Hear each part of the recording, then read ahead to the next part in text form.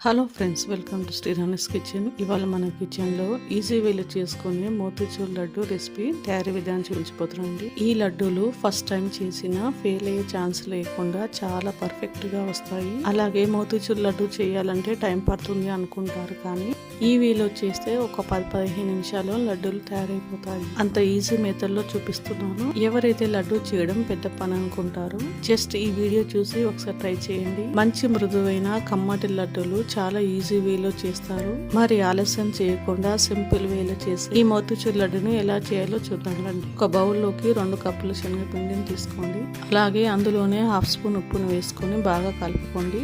ఇలా ఒకసారి బాగా కలుపుకున్న తర్వాత ఈ పిండిలోకి 1.5 కప్పు నీళ్ళను తీసుకోండి. ఈ పిండిలోకి 1.5 కప్పు నీళ్లు కరెక్ట్ సరిపోతాయి. ఇలా నీళ్ళను వేసుకున్న తర్వాత పిండి ముద్దలేమి లేకుండా బాగా కలుపుకోండి.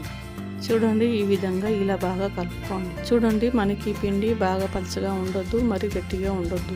ఇలా ఈ కన్సిస్టెన్సీలో ఉండాలి. ఇలా కొంచెం కోటింగ్ కన్సిస్టెన్సీలో ఉంటే సరిపోతుంది. మనం తీసుకున్న పిండికి కరెక్ట్ గా 1.5 కప్పు నీళ్లు పడతాయి. ఇప్పుడు స్టవ్ ఆన్ చేసుకుని ప్యాన్ లో నెయ్యిని వేసుకోండి. ఈ మోతీచూర్ లడ్డులు నెయ్యిలో వేస్తే టేస్ట్ చాలా బాగుంటుంది. నెయ్యి వద్దన్న వాళ్ళు నూనెలో వేసుకొని కూడా వాడుకోవచ్చు. నెయ్యి బాగా వేడెక్కిన తర్వాత ఇలా స్పూన్తో చిన్న చిన్న బజ్జీల మాదిరిగా వేసుకోండి. నేను ఇక్కడ స్పూన్తో వేస్తున్నాను, మీరు కావాలంటే చేతితో కూడా కొంచెం కొంచెం వేసుకొని చేసుకోవచ్చు. సో ఇలా తీసుకున్న వీటిని హై ఫ్లేమ్లో కాకుండా మీడియం ఫ్లేమ్లో ఫ్రై చేయండి. మనం ఈ బజ్జీలను చాలా క్రిస్పీగా ఫ్రై చేయొద్దు, అలా మరి మెత్తగా ఫ్రై చేయొద్దు. ఇవి చక్కగా ఫ్రై అయ్యి క్రిస్పీగా అవబోతున్నప్పుడు తీసుకోవాలన్నమాట. ఇలా బజ్జీలు బాగా ఫ్రై చేసి కలర్ మారకుండా ఆయిల్లో నుంచి తీసుకోండి. ఇప్పుడు వీటిని ఒక ప్లేట్లోకి తీసుకోండి. అలాగే మిగతా పిండి కూడా ఇలాగ ఫ్రై చేసి తీసుకోండి. సో ఇలాగ తీసుకున్న వీటిని కాస్త చల్లారిన తర్వాత చిన్న ముక్కలుగా చేసుకోండి.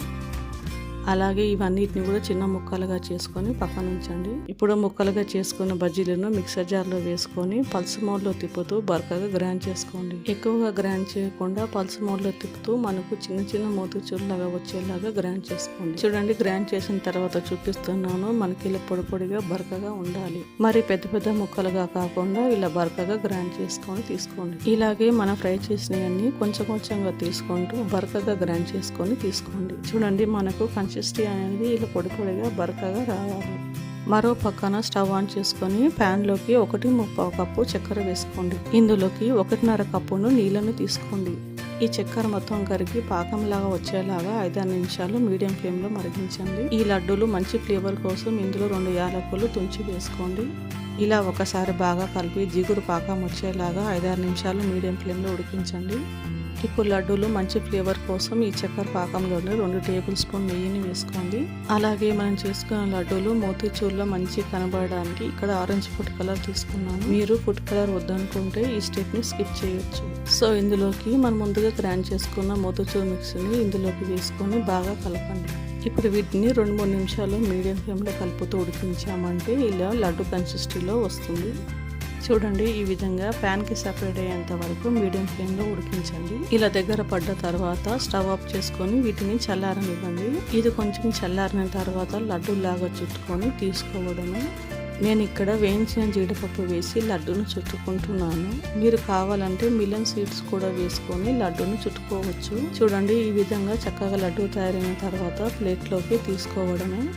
ఇలాగే మిగతా పిండిని కూడా ఇలా లడ్డూల్లాగా చుట్టుకొని తీసుకోవడము. నిజానికి మోతీచూర్ లడ్డు చేసుకోవడానికి చాలా కష్టం అవుతుంది. ఇలా స్వీట్ షాప్ స్టైల్లో ఈజీగా చేసుకోవచ్చు. మంచి టేస్ట్ లో ఉంటాయి, అలాగే ఈజీగా చేసుకోవచ్చు. ఈ రెసిపీ మీకు నచ్చిందా? ట్రై చేస్తారా? అయితే లైక్ అండ్ సబ్స్క్రైబ్ చేయండి. మరిన్ని టేస్టీ వంటల కోసం మన ఛానల్ ఫాలో అవ్వండి. Thanks for watching.